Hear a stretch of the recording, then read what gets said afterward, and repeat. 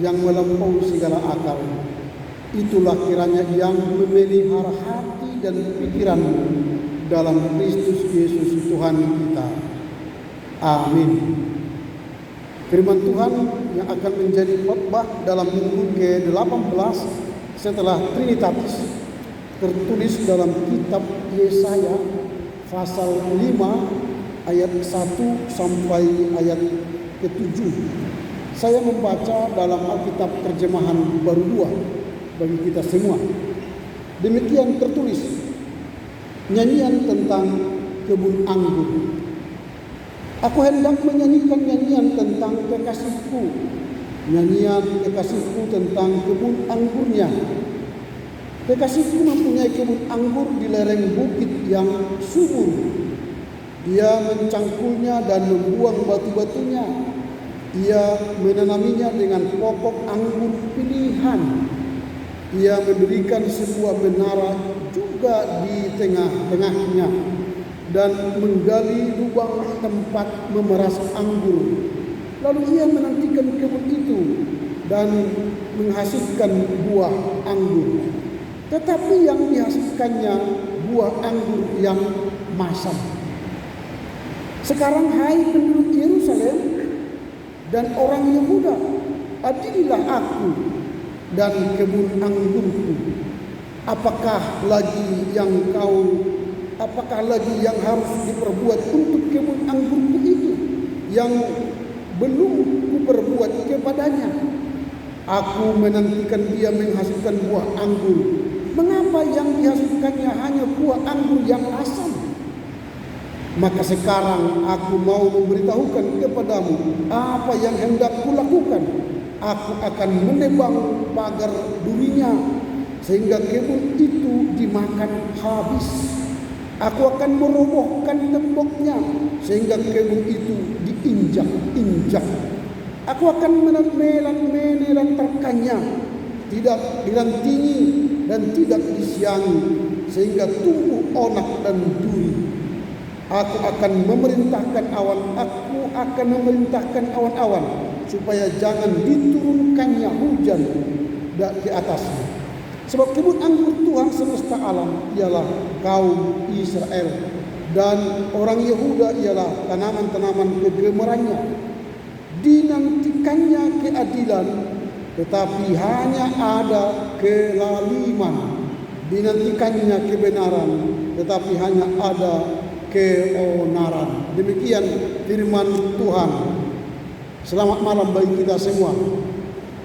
Terpujilah Kristus yang memberi kesempatan bagi kita berkarya, bersekutu, bersaksi selama 1 minggu.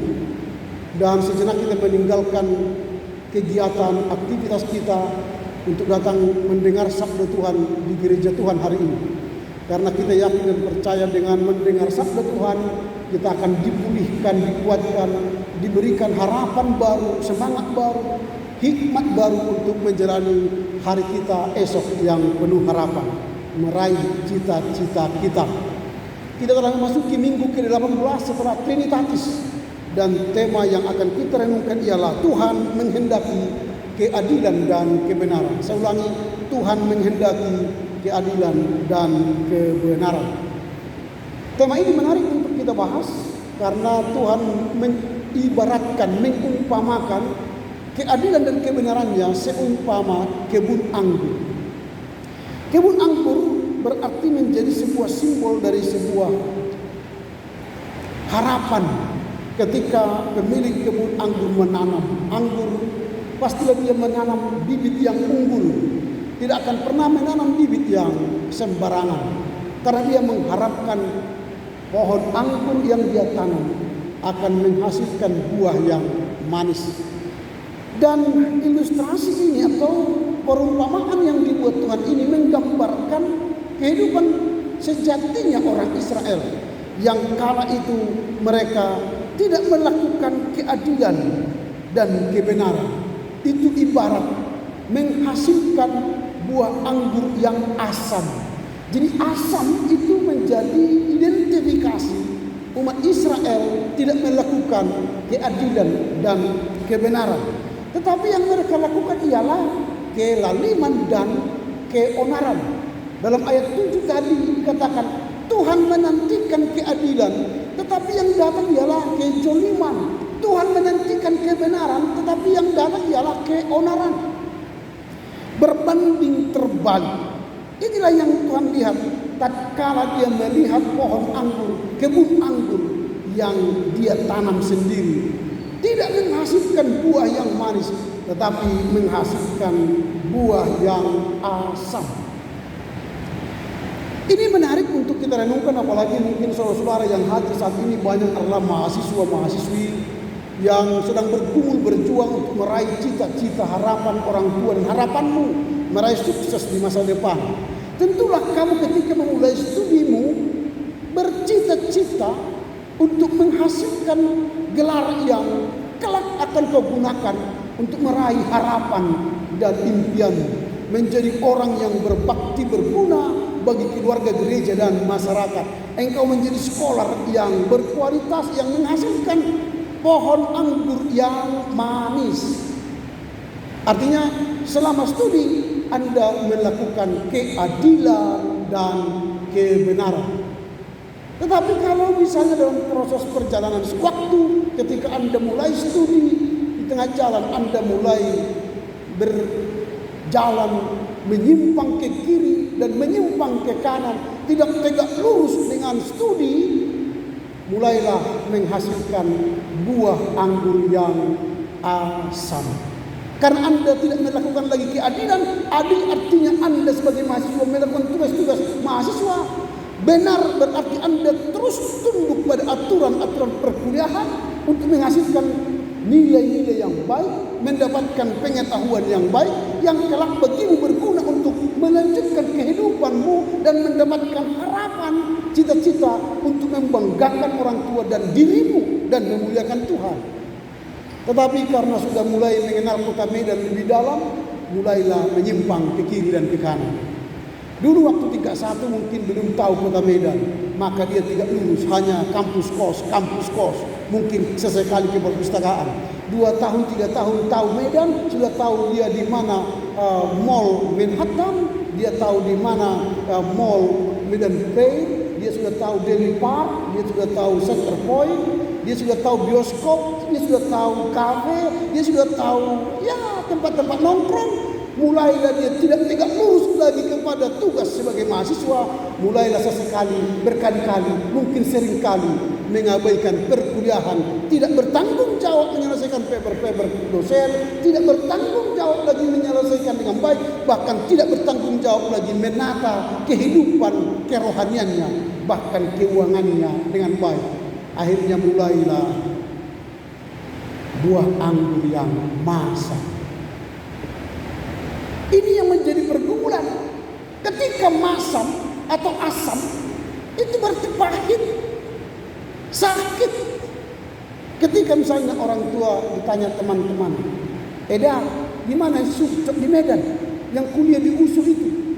Jangan tanya-tanya itu Eda, gak tahu aku sekarang. Susah kali aku, gak pernah kuliah, gak pernah mengerjakan tugas-tugasnya. Malas sekali, jangan tanya-tanya juga. Yang lainlah kita bicarakan. Itu buah manis atau asam? Asam. Orang tua mengatakan sakitnya di sini. Jangan tanya itu. Artinya dia tidak bangga anaknya kuliah di USU, di Unika, tidak bangga anaknya kuliah di UHN atau di kampus-kampus yang terkenal di Medan ini. Karena apa? Pohon anggurnya berbuah asam. Tapi coba kalau misalnya tetangga sebelah Nemberu, bagaimana keadaan si Budet? Wah, luar biasa si Budet sekarang. Rajin sekali ketika pamen, ibadahnya bagus, di kampus rajin mengikuti perkuliahan. Dia dapat beasiswa loh. Wah, saya tidak capek lagi cari dana untuk dia karena tiap bulan, tiap semester ada perusahaan-perusahaan yang membantu dia studi. Karena apa? Dia pintar, IP-nya 3,6, 3,7. Itu buah asam atau manis? Senang dengar orang tua mendengar cerita itu. Senang, dia cerita ke tetangganya, senang. Dia bangga punya anak yang menghasilkan buah yang manis. Artinya kebun anggurnya menghasilkan sesuatu yang enak ditawarkan kepada orang. Ini yang perlu yang kita bahas malam ini. Jadi kalau Tuhan menghendaki keadilan dan kebenaran, diumpamakan sebagai pohon anggur, kebun anggur, maka kita akan bedakan bagaimana perbedaan buah anggur yang asam dengan buah anggur yang manis. Tentu yang pertama dari sisi rasa. Ketika kita makan pohon atau buah anggur yang manis, wajah kita pasti berseri-seri dan ya menikmati dengan baik sambil ngobrol. Tapi kalau dimakan buah anggur yang asam, muka kita pun berkerut, menampakkan wajah yang tidak enak.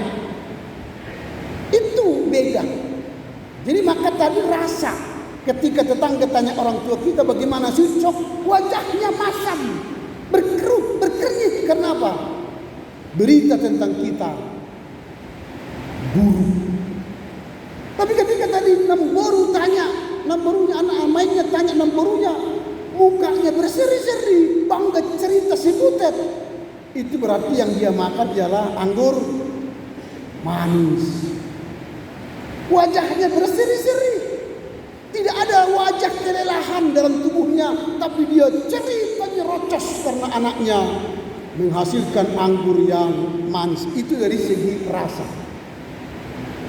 Lalu bedanya apa lagi soal penggunaan? Anggur yang manis itu langsung disajikan langsung di atas meja. Buah anggur yang manis itu biasanya bisa langsung dicicipi, dimakan dan diletakkan di meja makan atau di meja-meja terhormat, karena disuguhkan kepada kita pengguna yang menikmati, atau disuguhkan di depan orang-orang hebat, orang-orang besar, karena buahnya manis. Buah anggur yang asam dari segi penggunaan itu dimasukkan ke belakang, tidak disajikan ke depan. Karena dia akan menjadi berguna ketika mengalami proses-proses yang panjang. Yang asam itu diolah menjadi sebuah fermentasi, lahirlah anggur, sirup anggur. Atau diolah menjadi sebuah sele, lahirlah sele anggur. Itu artinya mengalami proses panjang, tidak siap saji. Itu soal penggunaan. Kalau nanti saudara tamat menjadi sarjana sekolah, siap pakai apa enggak? Atau masih diolah lagi supaya siap pakai? Berarti Anda adalah anggur yang asam, tidak siap kerja, tidak siap untuk di dunia nyata melakukan karya nyata, karena Anda adalah sarjana yang asam. Tapi kalau anggur atau sarjana yang manis, tamat langsung perusahaan-perusahaan multinasional, belum wisuda sudah dipanggil kita kerja, karena melalui job fair Anda telah unggul karena Anda punya kualifikasi anggur yang manis. Pertanyaannya, saudara anggur manis atau asam? Manis atau asam? Wah, kok ragu? Sekali lagi, anggur yang manis atau asam? Ya, kemampuan suaranya itu menunjukkan keinginan kita. Masih 75%. Coba dulu katakan dalam dirimu 100% totalitas. Mau anggur yang manis atau asam? Itu dong. Itu doamu. Jadi kalau ingin menjadi anggur yang manis, nanti pulang dari GKPI Pamen ini, tulislah di depan meja belajarmu, aku mau anggur yang manis. Aku mau anggur yang manis. Maka tatalah hidupmu menghasilkan sekolah yang handal. Saya akan menjadi sarjana yang handal, siap pakai, siap tampil dan berkarya di perusahaan-perusahaan multinasional, di pemerintahan, di wirausaha dan swasta. Anda adalah orang yang siap saji di atas meja untuk dinikmati para pembesar. Tulislah nanti di mejamu, aku ingin menjadi pohon anggur yang manis. Kalau yang asam tak usah tulis.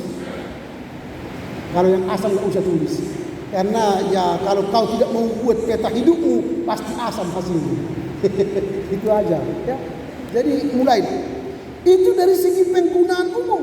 Lalu dari segi penampilan fisik, buah anggur itu yang manis pastilah wajahnya bagus, karena dia tampil elegan, dia anggun, dia orang yang supel, dia orang yang rendah hati, mudah bergaul, mudah memberi dampak yang positif bagi teman, bagi orang, bagi keluarga, bagi gereja. Ini buah anggur yang manis. Ini soal penampilan. Tetapi kalau buah yang asam dari penampilan, ya nggak menarik untuk ditonjolkan ke depan. Iya kan? Tetapi kalau misalnya sudah menarik, orang pun melihatnya terpesona. Apalagi kalau misalnya lewat dia, nah itu ya, karena mempesona. Tapi kalau lewat misalnya dia tidak ada mempesona, nggak mungkin lah kita mengatakan, nggak mungkin kan? Paling lewat begitu aja, tidak dihiraukan, skip, nggak ada pengaruhnya dalam hidup kita. Lewat dia semua begini, nggak ada orang yang menegur. Kasihan dulu kan? Artinya apa? Anda tidak punya kualifikasi, tidak punya kompetensi. Maka supaya orang melirik kita, jadikanlah dirimu buah anggur dari segi penampilan, baik luar dan dalam, bagus.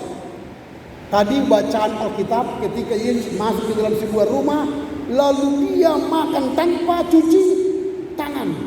Lalu ditegur orang Farisi dan ahli Taurat, Yesus, kau makan tanpa cuci tangan. Ngapain begitu? Itu melanggar tradisi, melanggar kebiasaan adat istiadat. Lalu apa kata Yesus? Hei orang ahli Taurat dan Farisi, engkau hanya peduli dengan penampilan luar, tapi dia tidak melihat penampilan dalam. Padahal yang menentukan baik luar dan dalam adalah Tuhan sendiri. Artinya apa? Jadi kalau kita ingin penampilan dilirik orang, jadi tidak hanya tampil physically, tapi tampil sebagai orang yang punya kompetensi, kualifikasi dalam dirimu, maka orang tertarik lihat dirimu. Apa itu? Maka ke dalam dirimu nanti tambahkanlah NA. Apa itu NA? Need of achievement. Need of achievement. Dalam dirimu tambahkanlah kualifikasi, soft skill yang dibutuhkan dunia kerja nyata sekarang. Sambil contoh begini, kalau nanti kamu wisuda dengan IP 4,0 cum laude, lalu ketika wawancara ditanya, saudara apa keahlian? Bisa enggak mengoperasikan Word? Ya sedikit lah katanya. Excel? Ya jarang juga menggunakan. PPT? Ya sedikit. Menurutmu diterima enggak di perusahaan? Tidak. Itu belum ditanya apakah saudara punya sertifikat PPT, Excel, apalagi Word. Kalau tidak, coba dulu buka laptop ini. Dia buka, cara bukanya pun gini-gini kan, enggak lihat. Mana mungkin diterima? Apalagi sekarang sudah ada artificial intelligence. Apa itu? ChatGPT. Sudah lebih hebat dari saudara-saudara. Walaupun IP-mu 4,0, lebih hebat ChatGPT sekarang. Dia lebih kencang menjawab pertanyaan-pertanyaan. Belum lagi Anda bernapas, dia sudah menjawab. Sebutkanlah bagaimana cara membuat kimia untuk sabun. Trik. Belum Anda langsung dia kerjakan. Buatlah paper dari mata kuliah fisika tentang kuantum Q dan belum Anda habis. Hanya hitungan detik. Tapi hati-hati ya. Kalau Anda mahasiswa hati-hati. ChatGPT dia hanya memberikan data, tapi tidak memberikan sumber. Kadang-kadang datanya error, maka Anda harus uji dari segi akademis. Nah itu, jangan langsung copy paste, langsung kasih ke dosenmu, hancur nanti. Karena ketahuan dia ChatGPT. Jadi ialah need of achievement, itu adalah kualifikasimu. Ketika Anda punya kualifikasi, maka banyak orang melirikmu dari segi penampilan luar dan dalam. Ini perbedaan. Sehingga kalau kita menjadi orang yang berbuah asam dan berbuah manis, maka kita secara penampilan luar dan dalam akan cepat menua. Tadi kalau buah yang asam, dia akan mengalami proses berikutnya karena sulit digunakan secara langsung. Nah, pertanyaan kita sekarang ialah bagaimanakah cara kita melakukan keadilan dan kebenaran dalam kehidupan sehari-hari. Tadi diumpamakan sebagai sebuah pohon anggur atau kebun anggur, bagaimana menghasilkan anggur yang manis. Maka pemilik kebun anggur itu pertama yang dia kerjakan ialah memilih bibit yang unggul. Tadi dalam ayat yang kedua, ia mencangkul dan membawa batu. Ini saya baca. Ia mencangkulnya dan membuang batu-batunya. Ia menanaminya dengan pokok anggur pilihan. Jadi supaya bisa kita menghasilkan keadilan dan kebenaran yang dikehendaki Tuhan, maka Tuhan menanam pokok anggur yang pilihan. Jadi kalau saudara-saudara ini menjadi orang yang adil, orang yang benar, maka pastikan dirimu adalah orang yang dipilih Tuhan kuliah di tempatmu kuliah sekarang. Jangan anggap aku ini hanya mengisi waktu karena belum menang KPTN sehingga dia mengisi waktu sekarang. Jangan anggap itu mengisi waktu, tapi anggap Tuhan telah menanammu menjadi seorang mahasiswa yang akan menghasilkan anggur yang manis di PTN itu atau di PTS itu. Jangan malu kalau Anda kuliah di luar negeri. Artinya kalau dalam negeri kan USU kan, tapi kalau luar negeri kan UHN atau Unika, gak apa-apa, sama itu. PTN dan PTS ujung-ujungnya ialah output luaran. Anda berkualifikasi, berkualitas, terlirik atau tidak, itunya ujungnya. Ini yang penting. Ini yang pertama, bagaimana cara supaya kita menjadi orang yang melakukan keadilan dan kebenaran, dipilih dengan bibit yang unggul. Kemudian kita dipelihara supaya menghasilkan anggur yang manis, maka regular dia akan dipangkas, dia akan disiangi, dia akan dipupuk, dia akan diairi supaya menghasilkan anggur yang manis. Jadi demikianlah hidupmu. Kalaupun sekarang mengalami pangkasan, dipangkas supaya jangan tumbuh banyak tapi tidak berkualitas, dipangkas melalui karaktermu yang tidak baik, dipangkas melalui firman, melalui nasihat, teguran teman, teguran dosen, teguran orang tua. Anda sedang dipangkas dari ketidakbaikan. Sabar, jangan marah-marah, terimalah itu. Karena itu proses untuk menghasilkan pohon anggur dari kehidupan saudara. Lalu secara reguler juga Anda akan mengikuti ujian-ujian, menentukan kualifikasimu sudah sampai di mana. Tapi kalau saudara tidak mau disiangi, tidak mau diawasi, tidak mau dipelihara, mau menjadi orang bebas tadi, maka Anda akan menghasilkan anggur yang masam. Apa yang Tuhan katakan kepada kebun anggur yang seperti itu? Maka Tuhan berkata tadi di ayat yang ketiga, ayat yang kelima. Maka sekarang aku mau memberitahukan kepadamu apa yang hendak kulakukan kepada kebun anggurku itu. Aku akan menebang pagarnya sehingga kebun itu dimakan habis. Lalu aku akan merobohkan temboknya sehingga kebun itu diinjak-injak. Kalau orang tua mendengar kita di kota Medan ini tidak melakukan kebenaran dan keadilan Tuhan, artinya tidak tegak lurus melakukan kehendak Tuhan melalui studimu, maka orang tuamu membiarkanmu tanpa mengawasimu lagi. Mak, kirimkanlah dulu uang kuliahku, uang asrama aku, uang apa? Tahankan kau lah situ. Nah, tidak kau situ lagi. Karena dia tidak mau lagi pelihara kamu. tidak mau lagi melakukan hal-hal yang baik untuk. Karena apa? Dia melihat anggur itu sudah hendak berbuah hasil.